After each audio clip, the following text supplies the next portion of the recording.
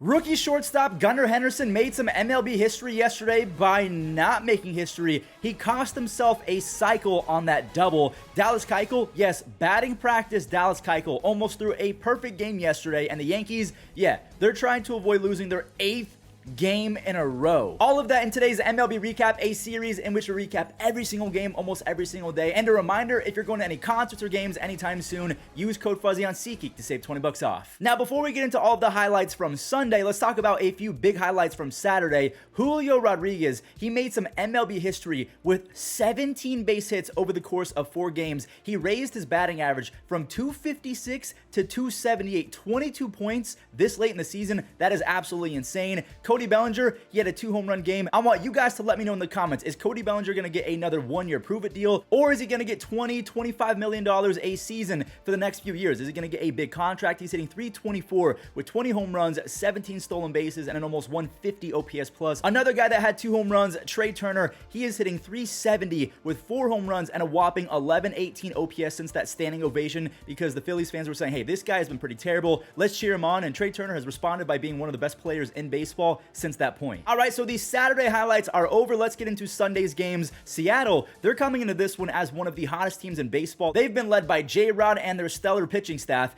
Dominic Canzone, the newcomer, he channeled his inner JRod. He had 4 base hits in this game, that one being an RBI double. Enter Eugenio Suarez. All this guy does is hit home runs. That's his 18th home run of the season. He is 5th in home runs hit since 2017 with 204 taters since that point. Brian O'Keefe, or Keefe, I don't know how to say, or Keefe, it could just be O'Keefe. He drove in 2 more runs on a double, and those ended up proving to be crucial runs because Houston, they turned on the aimbot or the cheat codes in the 3rd inning. They started teeing off left and right. Jordan, he had 2 RBIs. Mauricio Dubon had 2 more RBIs. Before Seattle could really catch their breath, it was a 1-run game until Dylan Moore, he stepped up. He also had 4 base hits, so it's basically a guarantee. If you play for the Mariners over the next few days, you're going to get 4+ base hits in 1 game. Gabe Spear, he had his first save of the season. The Mariners, they've won 6 games in a row. They're a half game ahead for that wild card spot. So we just saw the Mariners win their 6th game in a row, and now to a team that is trying to avoid losing their 8th in a row. New York, they have not lost 8 games in a row since 1995, the year before I was born. But Rafi, he wanted to make sure it happened. He feasted on the Yankees in this series, back-to-back games with a home run. He had 3 base hits in every single game of the series. Kyle Higashioka and Gleyber Torres, they made it feel like a close game with a couple solo home runs, but I mean, that stings. Justin Turner, he smashed a 3-run home run off of Michael King, his 20th home run of the season. He has 20 home runs and a 125 OPS plus at 38 years old. He's a grandfather, hitting like one of the best right-handed hitters in the AL. The game is basically over.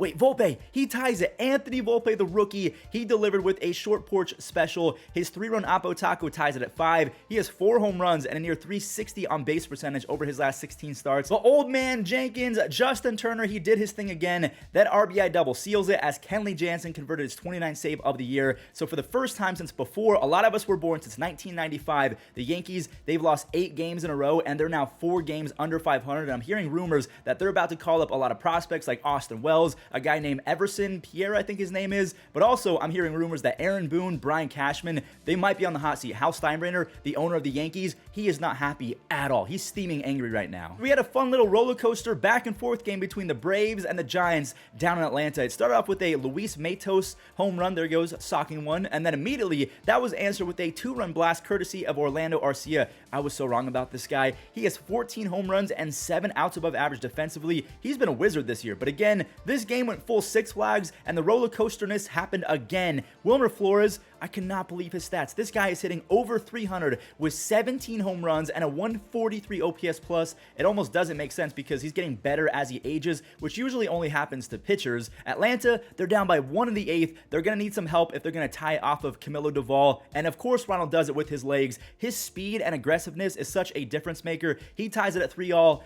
And Atlanta folded in the 9th inning. All Jock Peterson had to do was be patient. He took a walk with the bases loaded, and that gave Camilo Doval the lead back. He gets the W in this one, not the save, as the Giants, they beat the Braves 4-3. The Phillies better be careful. San Francisco and like 4 or 5 other teams are right on their heels for that final wildcard spot in the National League. By the way, I love this Little League Classic game. Same with the Field of Dreams game. Like, they have to do more of this more often, in my opinion. Kyber Ruiz, he clearly loves the Little League Classic as well. That opened the floodgates for a huge first inning off of Zach Wheeler down Dominic Smith. He made it a 4 spot, and from there, absolutely nothing happened for a while because starting pitcher for the Nationals, Trevor Williams, he made light work of the Phillies lineup. He held them to 2 base hits over 6 shutout innings. He's one of the weirdest pitchers in baseball because he has stretches of dominance and then followed up by stretches of complete ineptitude. Like, how is this guy in the big leagues? Now, the Phillies attempted a comeback with a 3-run ninth inning. The Nationals almost folded. Brandon Marsh had an RBI. Jake Cave, he had a 2-run ding-dong, but Kyle Finnegan, he got the job done for his 21st save. The Nationals, they're 7-6 against the Phillies this year. Or maybe the Phillies are 7-6. I don't know. It's been a close season series all season long. The Orioles were taking on the A's in Oakland, and 6 of the 9 Baltimore starters left this game with multiple base hits, and 4 of them had multi-RBI days as well. I'm sorry, Oakland fans. That's going to be an inside the park home run for Jorge Mateo. The dude was stumbling and fumbling, but he still was able to use his elite speed. I think he's up there with Ellie De La Cruz, Bobby Witt Jr., Corbin Carroll. That's one of the fastest players in baseball. An inside the park home run. Austin Hayes, he doubled the lead on a 2-run single, and Ryan Mountcastle, he Thanos snapped that baseball, deleted it from existence, 440 feet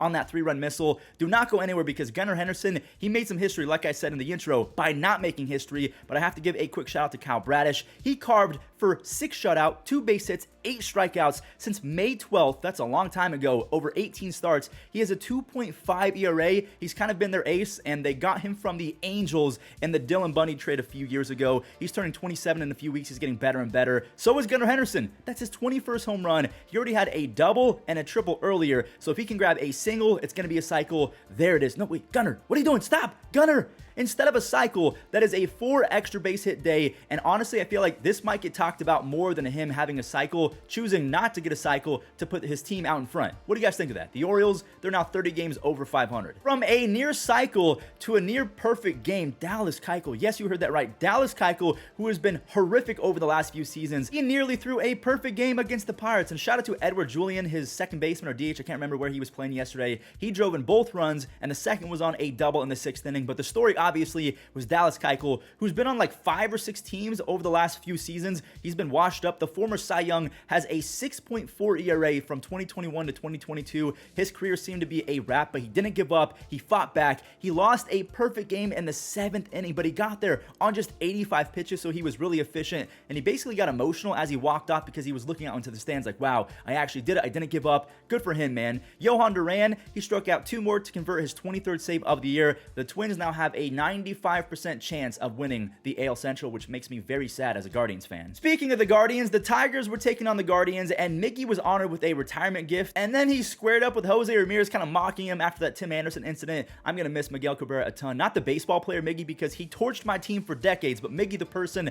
I'll miss him. Anyway, Detroit, they might finally be seeing their Miggy replacement turn into Mini Miggy, because Torkelson, he's been red hot. He has such easy pop. The dude has 7 home runs over his last few games. Javier Baez, he made a sick play in the 5th inning to help JRod. Eduardo Rodriguez, he cruised again to a quality start. He almost went 7 innings. He struck out 6, only 4 base hits. He has a 3 ERA and a 3.15 FIP, so he is really earning that contract this year. Speaking of contracts, Kerry Carpenter is going to get a fat bag if he keeps this up. On the season, you might not believe it, but he has 18 home runs and a near 140 OPS plus. Akil Baddoo, he went 2 for 2 as a pinch hitter. That RBI single happened right before Riley Green turned on the turbos in center field, and look at that catch in the 8th inning. He robbed Brian Rocchio and Alex Lang. He converted his 18th save of the year. The Tigers are 7-3 against the Guardians this year, and the Guardians are 6 games back of first place. Their season, it might be over. The Jays and the Reds faced off. Hunter Green made his first start in over 2 months, and yeah, it kind of showed because the rust was definitely there. Veterans Kevin Kiermaier and Brandon Belt, they both blasted off with 2-run home runs, and Belt, he had a second one later on, so stay tuned.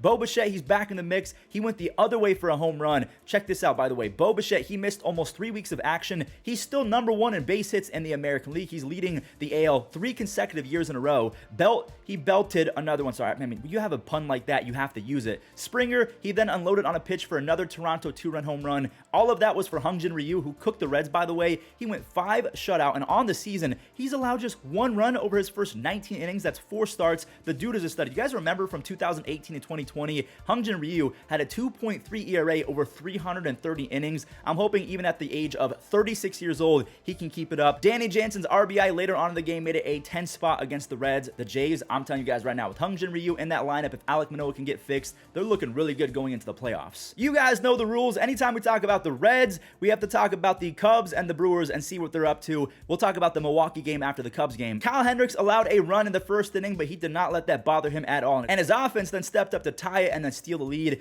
Ian Happ, he had an RBI triple, a 3-bagger to tie it up, and then after Cody Bellinger grabbed the lead on a sac fly, Seiya Suzuki, he said, "See ya." Seiya went see ya for the 12th time this year. And like I mentioned, Kyle Hendricks, he dialed in. He held the Royals to just 1 run over nearly 7 innings, and Miguel Amaya, he found a barrel. This Miguel Amaya kid, he looks pretty good. He has 4 home runs and 17 RBIs in his first 96 MLB at-bats. So, I mean, good thing he hit that, by the way, because Adbert Alzolay, he wasn't himself. Kansas City, they got back into the game. It's now a 4-3 ball game, but Adbert, he was able to settle down. He has 18 saves on the year. The Cubs, they're actually ahead of the Reds now in the standings. So the Reds have now fallen to 4 games back of first place, but staying with first place teams, the Brewers, on the other hand, they're going for their 3rd win in a row, and they're taking on Mad Max and the mighty Rangers. Scherzer, he passed Phil Niekro for 11th all-time on the strikeout list. It was looking like a gem and a masterclass in the making, but maybe that strikeout rattled him because he ended up hitting Willy Adames with the bases loaded, and then he walked in Rowdy Tellez for another free run. Seager, he stole one of those runs back on a moonshot. He's hitting .346 with 23 home runs in 81 games.